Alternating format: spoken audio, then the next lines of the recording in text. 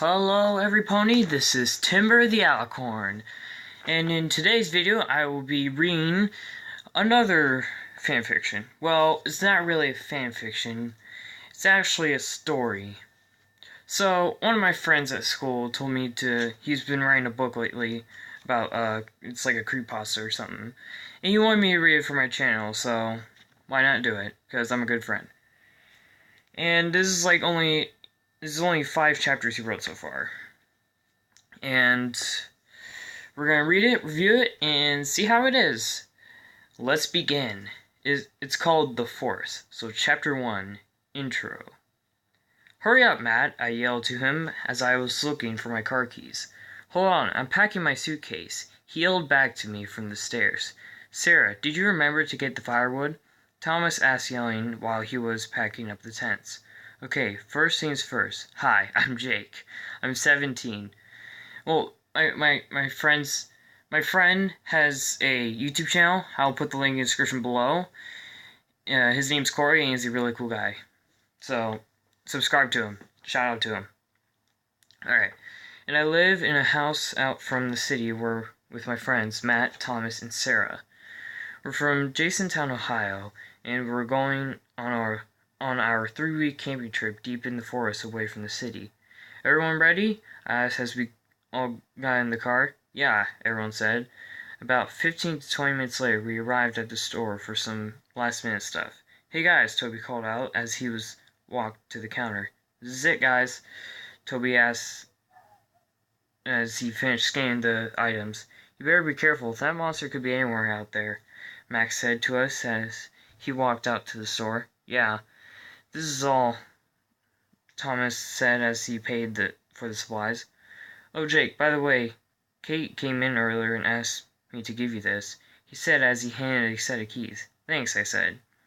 Okay, so Max is a cop that worked with my dad. He was in his mid-20s and always looked out for me.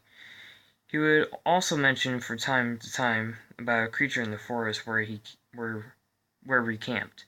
Next, Kate, she was 18, had a house in the city and worked at the store. She always hated going camping, but asked for me to take pictures every time we went out there. Alright, so Chapter 2, an unexpected visit. About an hour later, we got to the site and started to unpack. While we were unpacking and getting everything ready, Max came over to see us. Hey guys, do you need any help? He asked us. Nah, we're good for right now. What's up with you? Sarah replied. Oh, nothing, I was just wondering if any of you wanted to come fishing with me. He asked while he was holding his fishing pole. Sure, I said. Oh, can I come? Matt asked happily. Wait a second first. I should introduce you to everyone. First, I'm an orphan ever since I was 12. Both of my parents were cops, and one night my parents were chasing a robber when they ran into the forest. You know, my friend could have just wrote it on the first chapter. It's called Intro, so you can't just say, oh, by the way, like, at least, like, put it in, like, in there, like, in a sort of way. He should have put it in the first chapter, but, hey, okay, both of my parents were cops, and one night, my parents were chasing a robber when they ran into the forest. They hadn't for cold in a while, so the police sent a search team looking for them. They came back later to reveal that they were both dead, and I was to be living with Max until I was 15. Next is Thomas. He's 16 and is my best friend. Does a web series on YouTube, and he's dating Sarah. And he put in Anne's dating Sarah. Then there's Sarah. She's 17. She owns the car that we drive when we camp. I'm starting to think, like, this Thomas character is supposed to be me. Because, I don't know. Sometimes he does that. I'm sorry. Okay, she was also related to Matt. Lastly, Matt, he's 15. Very energetic, and the funniest person I've ever met. A few hours later, we came back from fishing. Matt caught a sunfish. I caught a few trout, and Max caught 2 bass. When we came back, Sarah had set up the tents and started a fire.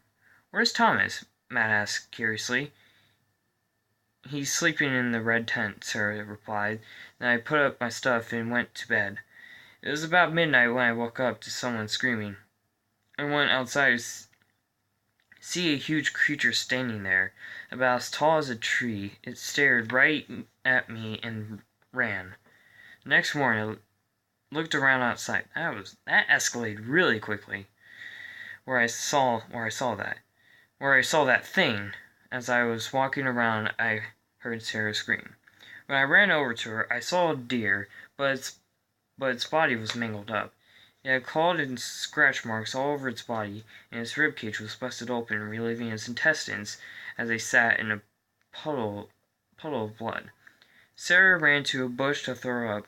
Thomas stared at the corpse and Matt straight up fainted. Chapter 3.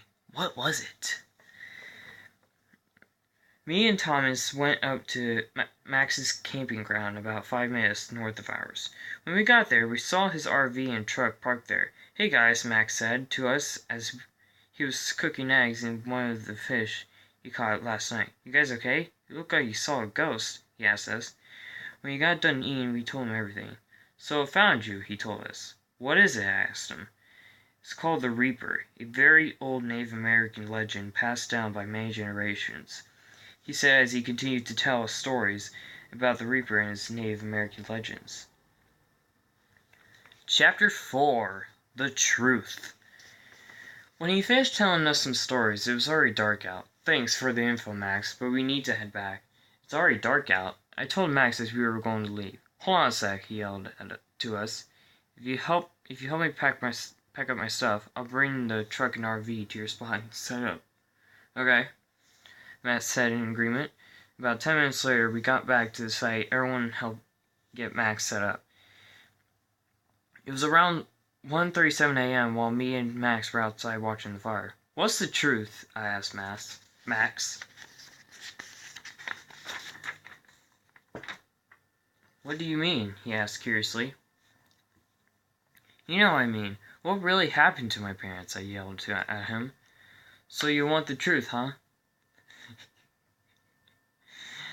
"I'm sorry." He said to me, "Your parents weren't chasing a robber. They were chasing an unknown creature." Boy, I wonder what this is. "Your parents haven't returned for 2 hours and we sent a search party looking for them. We found your father first. He wasn't dead. He told us that this big thing, as tall as a tree, got your mother and took off. He had blood all over him. His arm was pierced by a wooden spear. He died when we got him to the hospital 2 hours later. But before he died, he asked me to give you this." He said as he handed me a paper with dried blood. "Dear Jake, sorry to tell you, but if you're reading this, we have died." I'm sorry. This is supposed to be a scary story, but I can't take it seriously. I'm sorry, Corey, but I can't. "Dear Jake, I'm sorry to tell if you're reading this, we have died." "No, really?" "Son, we love you, and we always will, and never stop loving you. I know you will grow up to be a great man, and we wish we were there to see you become one, no matter what happens. Now remember, you always have the memories we shared together as a family. Love, Mom and Dad." After I read that, I felt tears rolling down my cheeks. "They loved you, Jake. That's why they made me your guardian, and they would be proud to see you now," Max said cheerfully. "What about my mom?" I asked. "I'm sorry, but we were never available to find your mom or her body." "Good night," I said as I went into my tent. "I love you too," I said as I cried myself to sleep. You know, if they're camping in the forest, then I would say, "Hey, let's leave." Huh? Wouldn't that make sense? Alright, Chapter 5. The Familiar Name and the New Face. I opened my eyes to see I was watching One Punch on the couch. "Hey," I heard a familiar voice say to my What's wrong, Jake? It was Kate. Nothing. Nothing. I'm just thinking about everything, I said to her. I got an idea. Let's go to my room. I've got something for you, she said to me. Sure, I said in ingredients. She went into her room and called for me to come in. When I went inside, I was horrified. The walls were oozing. Matt was pinned up against the wall with his jaw ripped off and his eyes missing. Thomas was torn to pieces in a puddle. Sarah's legs and head was missing, and Kate was being held by the neck as that thing ripped out her heart and jumped through the glass window onto the street. No! I screamed. I get up and open my tent door and go to the table. It's been 2 days since we saw the Reaper. Morning, Jake, Max says I got some breakfast. Wait, what?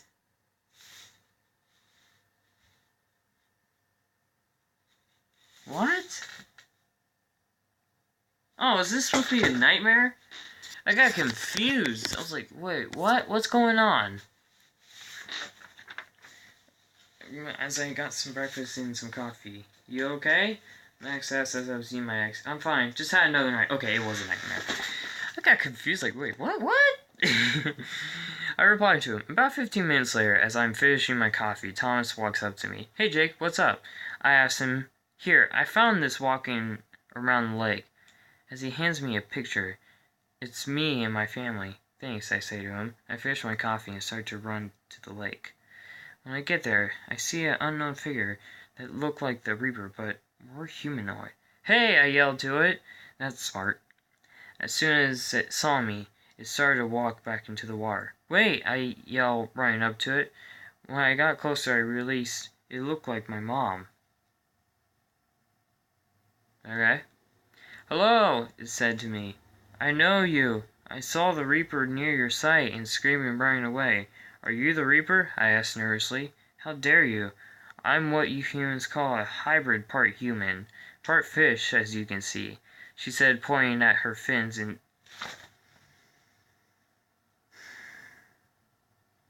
Really? Really? Oh, Jesus. Oh, shit. Oh my god. I thought this was a scary story. Oh my god. Oh.